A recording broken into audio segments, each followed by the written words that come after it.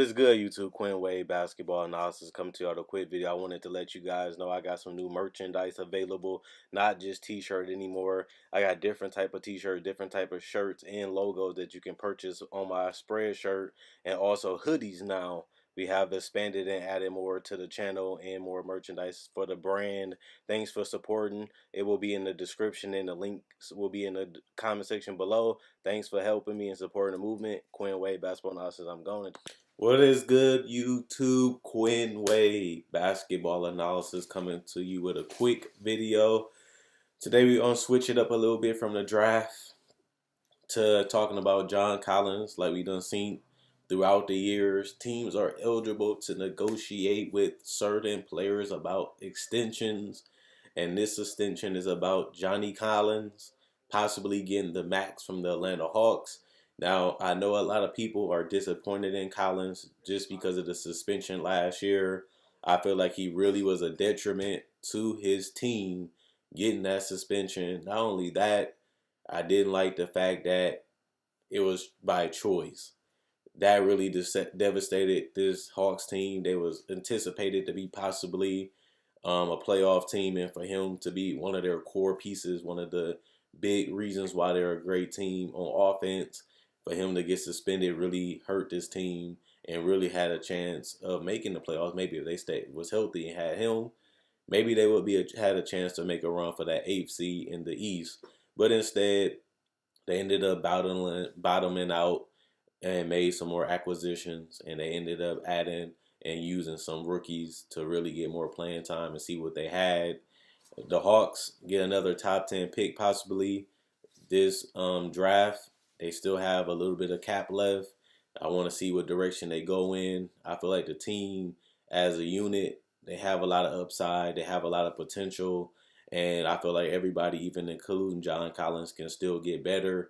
And we haven't seen them, like I always say, yet with Clint Capella, because he did not play with the Hawks this season, even though they acquired him before the trade deadline was over. So they have a lot of interesting pieces. They have an interesting situation. John Collins has proven that he can play at the NBA level. He can score at the NBA level. He has made his game a little bit more versatile and dynamic, being able to roll to the rim, being able to score without rolling in isolation, having a little couple moves in the post, being able to hit that mid-range jumper, not scared to take the three, even though he's not great at it just yet. But he's shown that he has the work ethic, he has the love for the game, and he has shown the ability that he feel like he can, maximize his ability, and he has that as a priority, and that's something that you always want to hear from a person that got a max contract, is that they're willing to improve. But he is a perfect fit alongside Trae Young. I know they give up a lot of points. I know they're not great defenders, but for them to draft him and him to become the player that he is now, he has basically, in my personal opinion, became a steal, because he has become a legitimate threat every single game. He's a legitimate go-to player. He's a legitimate option. Now, is he a franchise-changing player? Maybe not. But at the same time, you still do need to take care of the players that you know who they are, you know what they're about, and also is a great fit. The Hawks, one of their biggest problems has been their defense.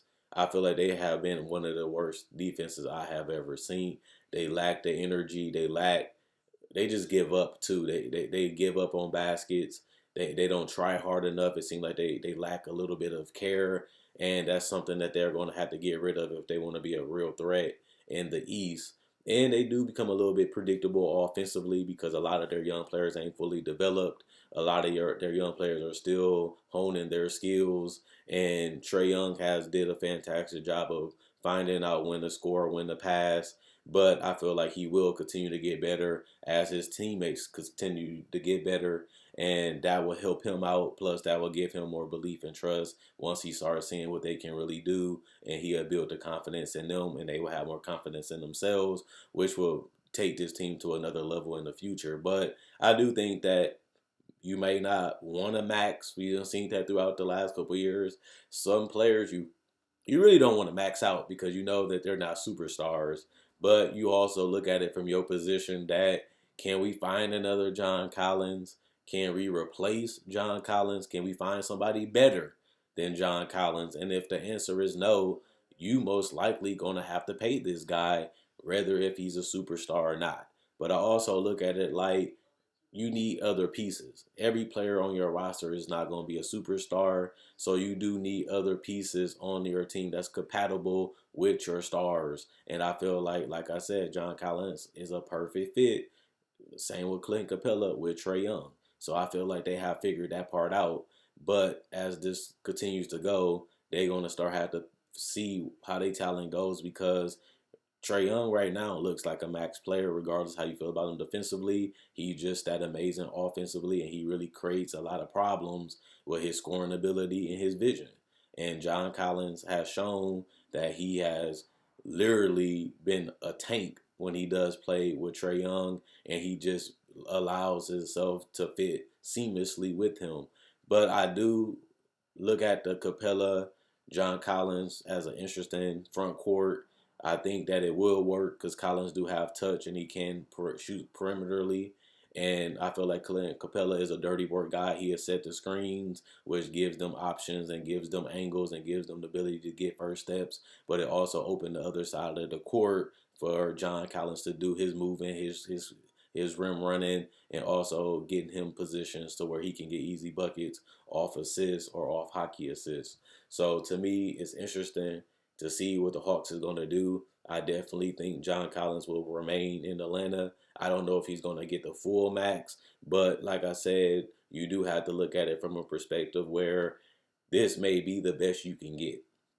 And if it's that case, you might just have to pay it. John Collins may not be a top 20 player in the NBA, but he is one of the better ones. And that's something that I have to give him credit. Plus, like I said, he continues to get better and continues to push himself. Those are the type of players you want in your roster. Those are the type of players that become, as you done seen with him this season, 21 points, 58% from the field, 40% from three, 10 rebounds per game, one block. He has shown improvement and he has gotten better throughout his career every season. Only reason why I don't put a huge stock into his numbers is because he only played 41 games this season.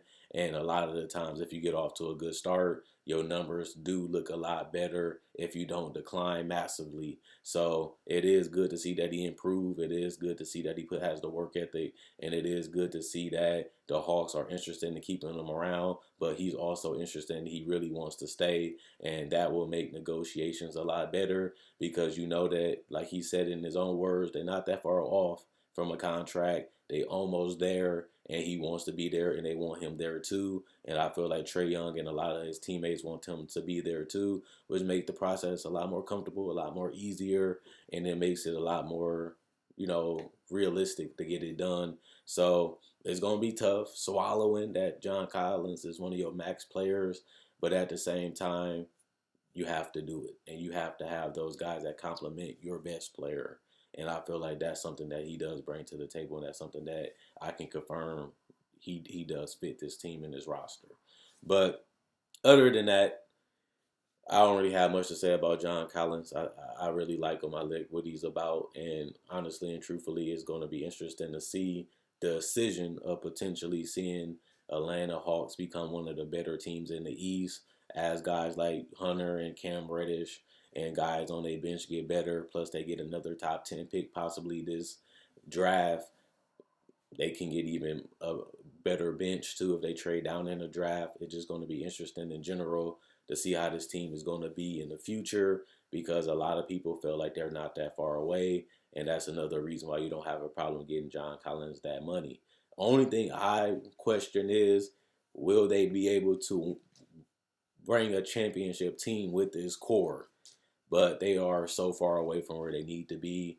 You question it how they are right now, but a lot of these guys still are far from where they will be 3 to 4 to 5 years from now. And since a lot of them is on rookie contracts, they really have a chance to build a roster that can be competitive now while also developing and seeing through a lot of these players. And they already got their 1-2 punch. And as they continue to grow and develop and try to build camaraderie on both sides of the court and execution on both sides of the court, this could be a scary team in the East. But they far from that right now, and we have to see them continue to grow and develop as a unit. and that's going to be the part that's interested. But I will say, give John Collins his money, give him as many years as you can, and even if he has to take a little less because they might need to sign somebody else or something down the road. Some people feel get as much money as you can. Some people feel like, you might have to take a little bit of a cut to help the team stay competitive. Wherever the case is, it's up to John Collins and his team. And at the same time, it's up to Atlanta Hawks to communicate that with them. So that's out of our control, but that's how it's going to have to go if they really can find a way to get this contract done. But I do feel like John Collins is a near to max player just based off his numbers and his fit on his team and the situation that the Atlanta Hawks find themselves in.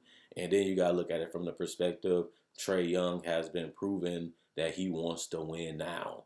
And losing John Collins for somebody that might not be better or not really knowing if you can find somebody better doesn't help that case. Plus, he seems like he loves playing with John Collins too. That's another way to keep him on board. And to me, they have made some questionable moves and they have made some risky gamble moves. But those are the moves that you have to make if you're trying to do something special. So we have to see how things play out other than that. But all I can say is that's it for the video. Check out my website, analysisplayground.com. Link in the description, comment section below. Check out my Facebook page, analysisplayground.com. Like on Facebook to show support. If you already liked on Facebook, thanks for the love and support. Like the video if you liked it. If you already liked it, thanks for the love and support. Also, I make videos just like this every day. I also make other discussion videos about free agency, trade deadline, summer league, season previews, even playoff predictions. So I'm covering the draft currently. If you like those type of videos and you like this type of video, check out my older videos. And if you like this video and you like my older videos, like and subscribe and become part of the family. Other than that, Quinn Wade, Basketball Analysis, I'm signing out. And let me know what you guys think about John Collins. Let me know how much money you think he's worth. Is he worth the max? Will they overpay him? Is he overrated? Is he underrated? And can the Hawks really have a chance to win a title with this current unit in the future? Whatever you feel, let me know in the comment section below. I do read every comment. Thanks for continuing to watch. Thanks for continuing to like. And thanks for the continuous support. Any type of support is good support. And I feel like my fans and the subscribers have been doing that. And if you're new to the channel, welcome to the family.